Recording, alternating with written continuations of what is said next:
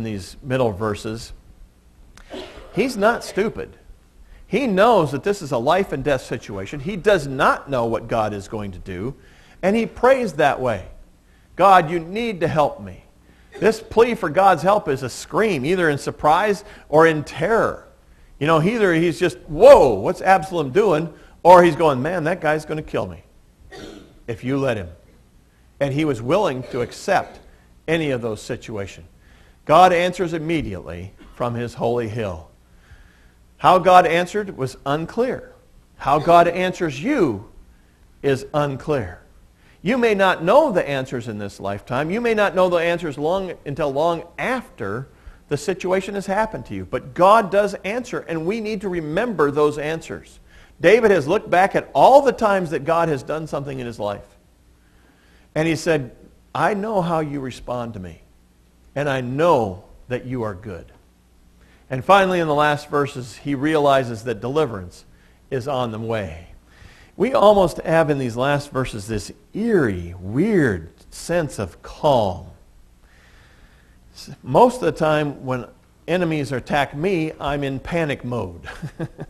But David was not so. He is able to lie down and sleep. Evidently, one of the traits of great generals in this world is the ability to just relax and let things happen sometimes. Story is told of Ulysses S. Grant at the Battle of Vicksburg. And there was a lull in the battle. And he didn't know whether his army was going to be defeated or they were going to win. But he had done everything he had. His soldiers had all been given their orders. They were ready for the attack. He laid down underneath a tree and went to sleep. He says, you know, I've been working hard. I've done all my part. Now it's everybody else's part. I'm going to take a nap. You know, there were cannon fires. There were cannonballs that were landing around him, and he was sound asleep. Great people of faith are able to lie down and sleep and say, God can take care of this. Or maybe they've just worried themselves into such a state of exhaustion that they just pass out. That's what happens to me. David says, I will not fear. He doesn't need to be afraid. He knows that God is going to take care of him. He is surrounded by his enemies. There are unimaginable odds. There are thousands and thousands of people. But David is unafraid because he knows God is on his side. He knows that God is in charge of the universe. He doesn't know what's going to happen, but he knows that God is in charge of the universe, and he does not need to be afraid. And at last he turns to the plea for deliverance. This shows no awareness that God has already answered, which makes me think that that middle section is looking back at things that he has looked at that have happened to him. And this one, here at the end, where he is concluding his prayer, he's saying, I don't know what you're going to do, but I can trust you. You are a good God, you're a loving God, and you are in absolute control of the world. And he says, arise, O Lord, and come to my rescue. Arise is an unusual form. Hebrew words have endings to them. And only 16 times in the Bible is this ending used. It's used to create intensity. Arise, get up, do something. Come on, it's time. 13 of those times are directed at God. Because when they're in panic mode, they need God to get up and do something now. They can trust God, but they're asking God to come to their rescue at that very moment, before anything further happens. The emphasis is that God will do something immediately. He will rescue me immediately. And he says, strike all my enemies on the jaw. I think we'll do a demonstration of this. Tom.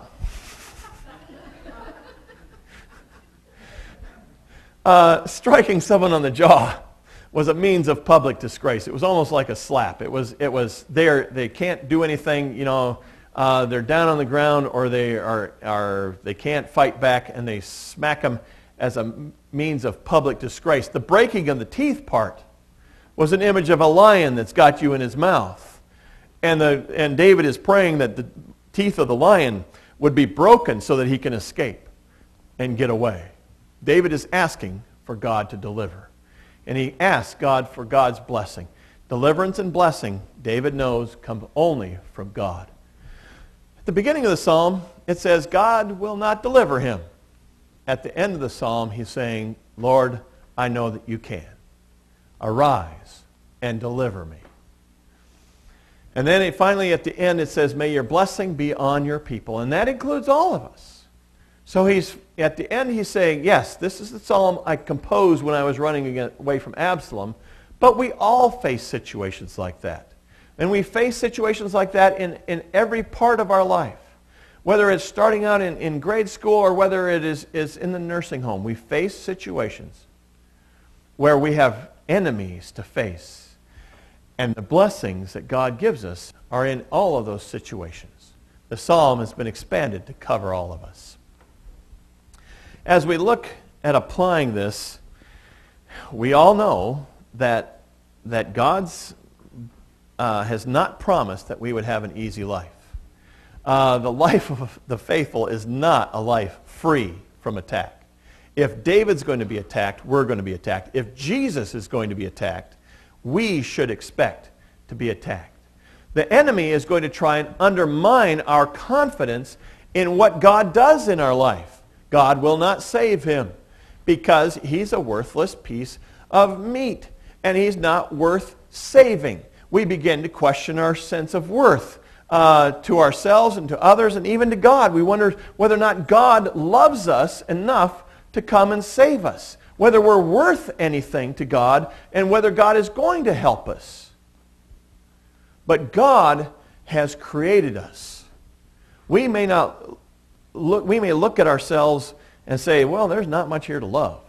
I don't got any skills, I don't got any money, I don't got any talents, I don't got any personality, I don't got any looks, I don't got anything. Why would God come and save me? Why would God come and help me? The enemy attacks us that way, saying, you're not worth anything to God. God doesn't love you. God will not deliver you. He's not going to be there when you need him. Well, we need to tap into the vision that David gives us of human honor and worth. But that human honor and worth comes from God. He will lift up our heads. He gives us his dignity. He breathed into us the breath of God and made us a living soul, a living being. And because of that, we have worth. And we need to tap into that vision. And that vision can only be made real when we ask God to lift up our heads. Not when we are arrogant and think that we have it all together and God owes us something. But because we know what God has done for us, we know how to live this life. As long as our dignity and honor come from what